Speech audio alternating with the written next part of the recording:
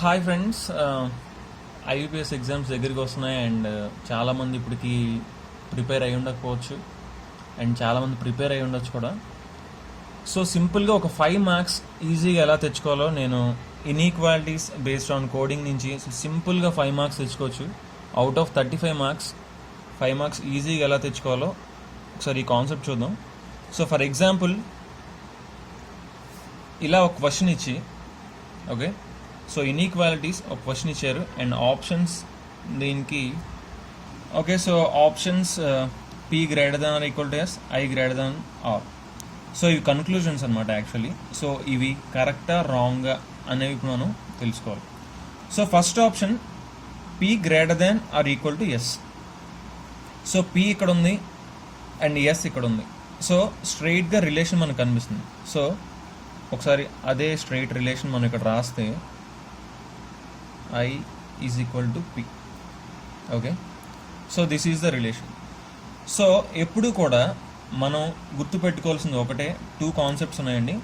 ఫస్ట్ది ఏంటంటే less than are equal to.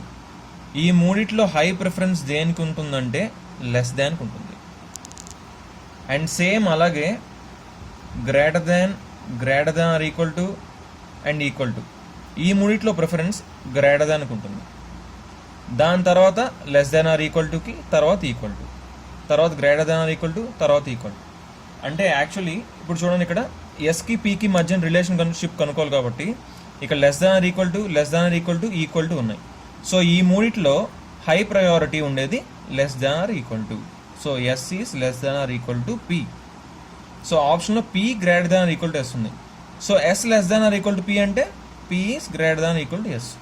So it is right. So conclusion 1 is true.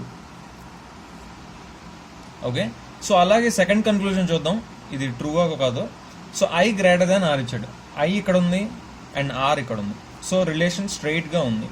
So I is equal to P greater than are equal to is greater than R.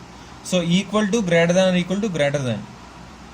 So వీటిలో high priority greater than. So I is greater than R. So this is also true.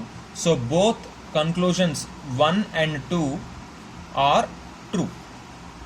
So ఆ option మనం ఈజీగా పెట్టవచ్చు. So okay, మనం ఇంకో example తీసుకుంటే, so ఈ inequality ఇచ్చాడు and first conclusion T greater than are equal to D.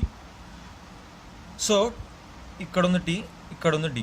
So 2 different ఇన్ఈక్వాలిటీస్లో ఉన్నాయి. సో ఈ రెండిటికి రిలేషన్ మనం కనుక్కోవాలి. రెండిట్లో కామన్గా ఉన్నది చూస్తే ఇక్కడ ఏ కామన్గా ఉంది. సో ఏతో రిలేట్ చేసుకోవాలన్నమాట టీని డీని. సో దాన్ని ఎలా రాయచ్చు అంటే T greater than are equal to A is greater than are equal to D. So ఇలా ఎప్పుడు కూడా క్వశ్చన్లో ఇచ్చిన ఆ 2 థింగ్స్ని మనం ఆ క్వశ్చన్లోంచే రిలేట్ చేసుకొని ఇలా రాయాలి, ఒక ఈక్వేషన్ ఫామ్ చేయాలి. So T greater than are equal to A greater than equal to D. So greater than high preference is, they are both are same. So T greater than equal to D. So this is right. Conclusion 1 is true. So second కన్క్లూజన్కి వెళ్తే G greater than T వచ్చింది. So G ఇక్కడ ఉంది, tea ఇక్కడ ఉంది. So ఈ ఒక దాంట్లోనే మనకి జీటీ ఫైండ్ చేస్తున్నాం. సో ఇప్పుడు చూద్దాం. సో ఇక్కడ ఆ ఈక్వేషన్ రాసుకుంటే G greater than are equal to E is equal to A less than are equal to T. So ఇప్పుడు చూడండి, greater than are equal to less than are equal to. So ఎప్పుడైతే మనకి opposite sign వచ్చిందో, ఇక్కడ greater than ఉంది, ఇటు మళ్ళీ less than are equal to ఉంది. ఎప్పుడైతే ఆపోజిట్ సైన్ వచ్చిందో we can't get any relation. So ఇక్కడ మనకు అసలు జీకి టీకి మనం ఏ రిలేషన్ ఉందో మనం చెప్పలేము. So it can be true. So ఇక్కడ మనకు ఆన్సర్ ఏమవుతుందంటే only conclusion 1 is true.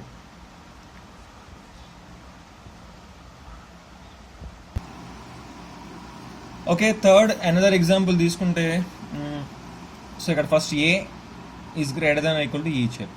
So ఈ కన్క్లూజన్ ఫాలో అవుతుందో లేదో చూద్దాం.